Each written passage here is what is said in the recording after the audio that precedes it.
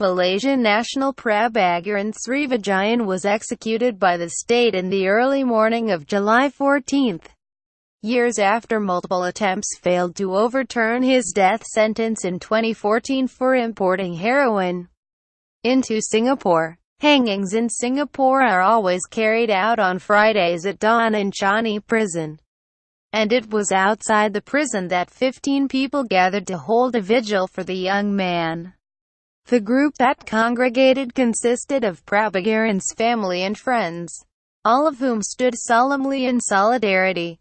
One of the attendees was none other than local journalist and anti-death penalty activist Kirsten Han, whose group We Believe in Second Chances has spoken out to oppose the execution of the young man, and many others before him. Prabagaran. According to Han, the police dropped by the vigil to break up the crowd and filmed the whole thing, taking candles and photos along with them when they left. No explanation was provided, though the group was allowed to stay on as long as they didn't light any more candles or set up photos.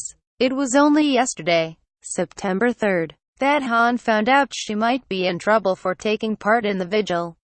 According to her account on Facebook, police officers showed up at her door to hand her a letter stating that she is required to assist in their investigations regarding an offense of taking part in a public assembly without permit. It's part of the Public Order Act that basically outlaws protests without permit in Singapore. It's considered an offense if there are 2 or more people assembled for the purpose of demonstrating support for or opposition to the views or actions of any person, group of persons or any government, publicizing a cause or campaign, or marking or commemorating any event.